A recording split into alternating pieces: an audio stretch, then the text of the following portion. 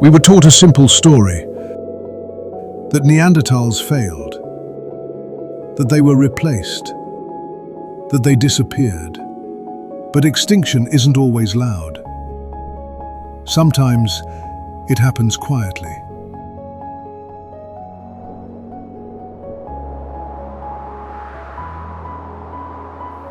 To understand what really happened, we have to go back, before us.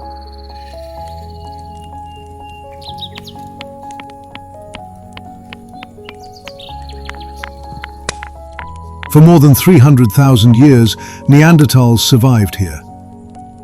Ice ages came and went, and they adapted.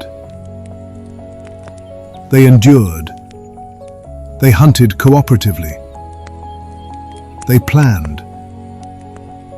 And they remembered.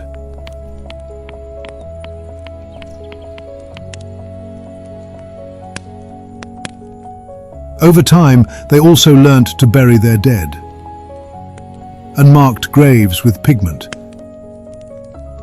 This wasn't instinct. This was meaning.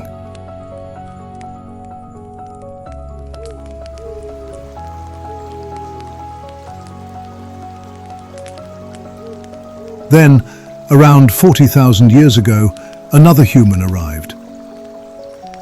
Not into an empty land, but into a world already lived in. Two species, same valleys, and same rivers.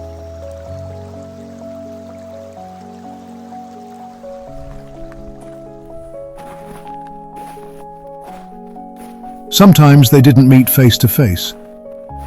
Sometimes they met only through traces.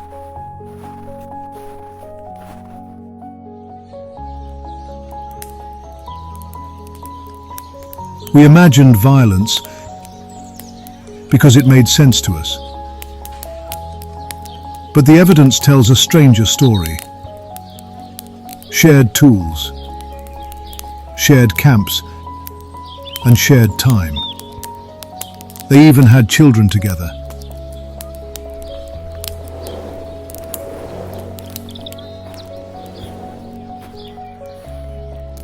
This wasn't an event. It was a pattern. Ordinary, unrecorded, human. Neanderthals were fewer. Smaller groups, slower population growth. So they didn't vanish. They diluted. Extinction wasn't by disaster, but by math.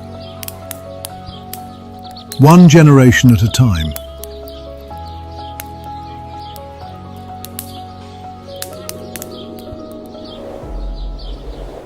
If your ancestry lies outside Africa, you carry Neanderthal DNA. Your immune system, your response to cold, how your body feels pain. These are not fossils. They are living traits.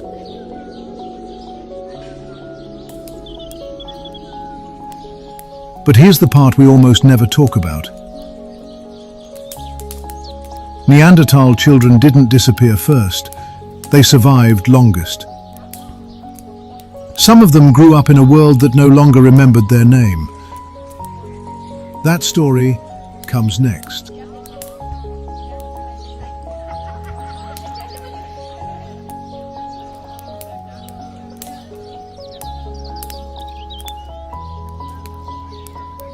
They were born into two worlds.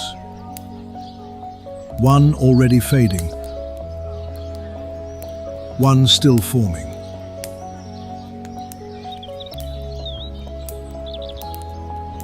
Neanderthal children did not grow up at the moment of extinction. They grew up during transition.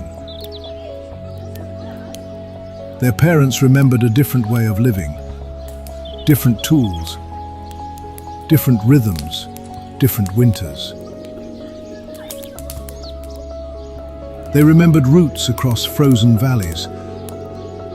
They remembered where animals crossed rivers. They remembered caves that kept warmth through the long cold. But the world around these children was changing. Not suddenly. Gradually.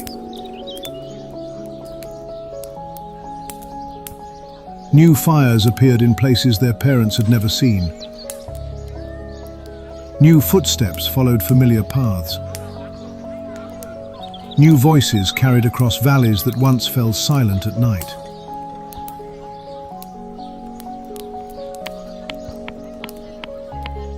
For a child, this was not conflict. It was simply the world. They learned two ways of making tools,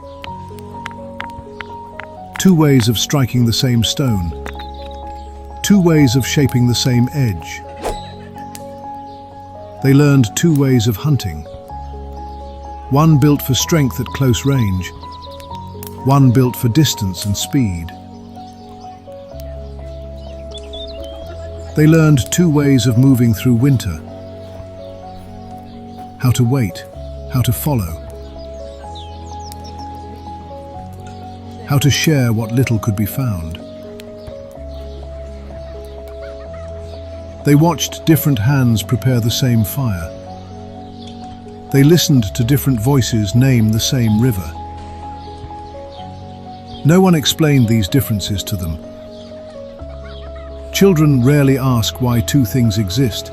They only learn that both can work. And so they learned both. Some of these children carried heavier brows, some slimmer faces. Many carried both. Their bodies were shaped by mixed inheritance. Their lives were shaped by mixed worlds. No one announced this change. No one recorded it. There were no moments that felt historic, only moments that felt ordinary. Children grew into adults. Adults formed families. Families moved with the seasons, and each generation looked a little different from the last. Not enough to be noticed, enough to be real. Over time, the older forms became rarer, not because they were weaker, but because they were fewer.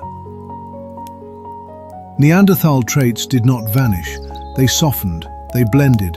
The skull changed shape, the body grew taller, the face grew narrower. But the inheritance remained.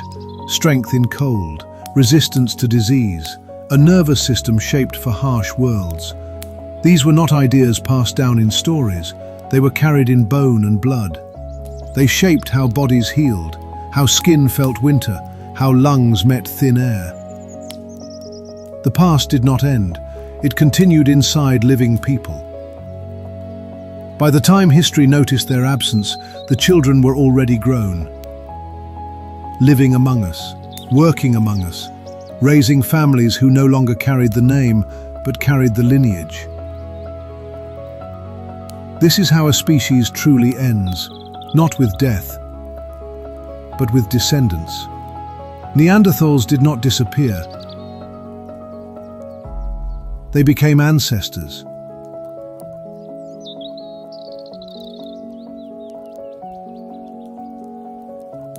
And if you are here today, they are not behind you in history.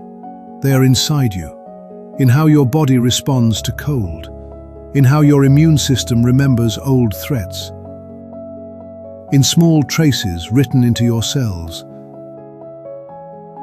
Still adapting, still surviving, just quietly.